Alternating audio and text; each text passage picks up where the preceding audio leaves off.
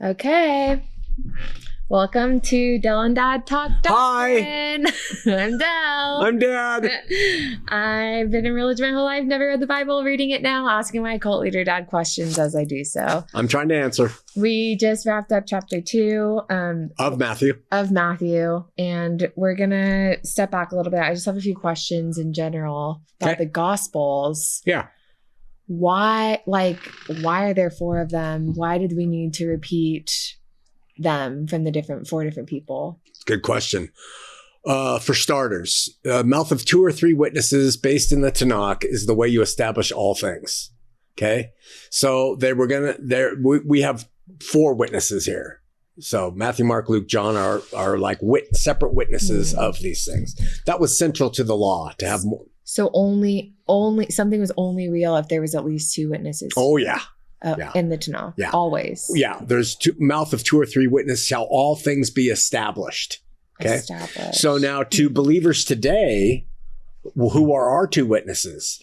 The written word and the spirit. Yeah. So that's why we also place emphasis on studying that word so that we can have a witness and we can see if the spirit confirms to us the truth of it or not. So that's kind of the carryover to it. Why 4? There in the Gospels, we have what are called the synoptic Gospels. And it means that their content is all very similar. Okay. So, and that's Matthew, Mark, and Luke. Those are synoptic, very similar. And scholars think that they all derived from one source. They call it Q. And that from that central source, I don't know what Q is, but they think that Matthew, Mark, and Luke all pulled from Q to construct their story. What the heck? Yeah. That's how our scholars suggest. Now, that's a higher criticism, meaning it's more suspect, right? Others suggest that, others know that of the synoptic gospels, Mark is the least original. Meaning that like what Mark says is found in 90% of Matthew and Luke. Okay. And that Matthew is a little bit more original. Luke is a little bit more original. And then we have the flip side of John's gospel because his is almost 90% original. He doesn't touch on the same things as Matthew, Mark, and Luke. Why? It's believed that John came along later. He knew of those gospels. He read them and he said, these things are missing in what these synoptic gospels have reported. So I'm going to take my gospel at another angle. And specifically, he seems to be writing to offset what are called Gnostics, which were really growing at that time. And Gnosticism is based on the idea that secret little groups had special knowledge only available to them that would give them the insights on what is true and what is not. Some of my critics today say that I'm a Gnostic in disguise, okay? But I'm not a Gnostic by any means. Nothing is secret. I don't know anything. It's all in the scripture, right? Yeah. The Gnostics particularly believe that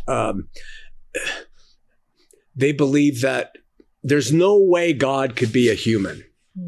So Jesus, the man Jesus, he only seemed to be God, but in him was Christ. Christ was what was the real thing.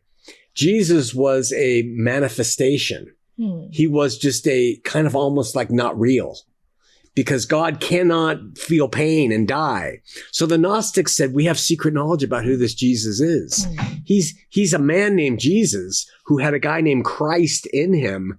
And they are 2 separate beings, completely separate, right? The Gnostics teach that. And they have there's current Gnostics? There are, but back in the day, this was a huge movement that was thwarting Christianity. Well, John the Apostle knew this. And so he said, I need to write to show who Jesus was. So what he begins his gospel is, in the beginning was the Word was with God, the Word was God, the Word was made flesh and dwelt among us, and we have seen him.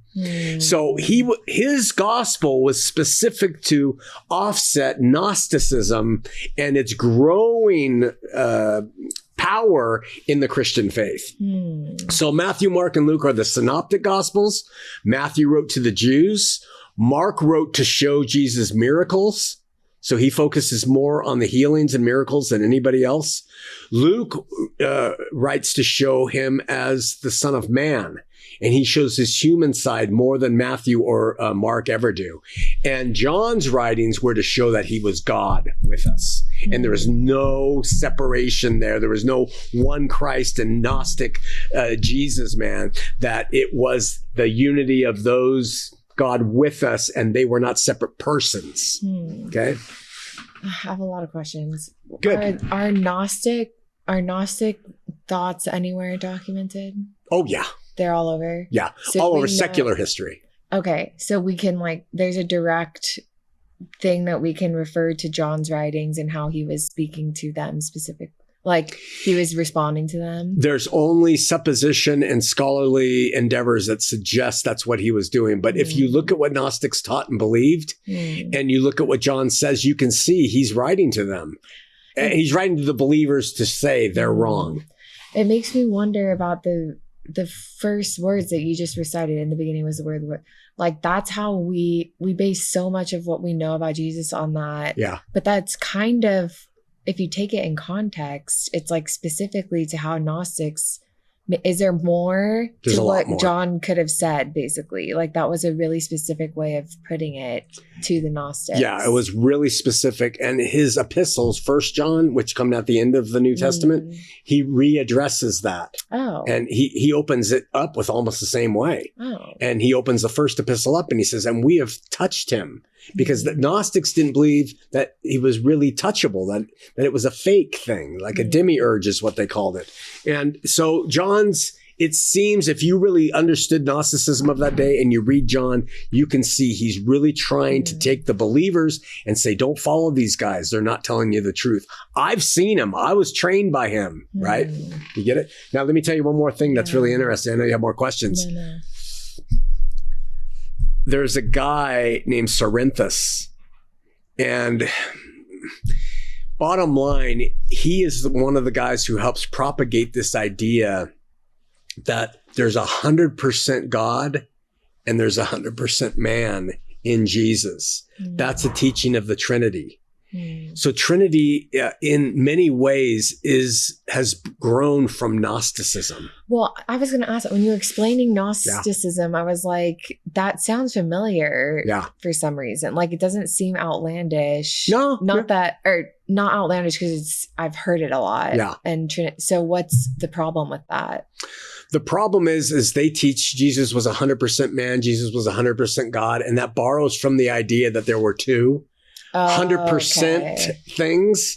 Jesus and the Christ. Yeah. Christ in Jesus. Yeah. And Cerinthus actually taught that Jesus was on the cross and Christ in him left him. Yes. Left the man to die alone on it. Wow. Yeah. So and so we have somewhat of that in Trinitarianism. Who are these 100% man, 100% God? Who's dying on the cross? How come he said, my God, why have you forsaken me? When non-Trinitarian thought simply says, hey, man, this was Jesus who had God in him and God left on him. And he said, my God, why have you? And then the man died, right, for our sin. And then he was raised to new life, fully deified in his flesh, God returning to him fully. That is how it separates from Cerinthianism and Trinitarianism and all this separate persons bit. Wait, can you just explain? We have 50 seconds. You are saying the Christ leaving Jesus on the cross is incorrect, but we also address that God leaves Jesus as a non-Trinitarian. Yes, so God in him. Because the Trinitarians teach that there was a person named Jesus, not named Jesus, a person with the Father before anything was. And that person became Christ. Fully God in a man that was fully man.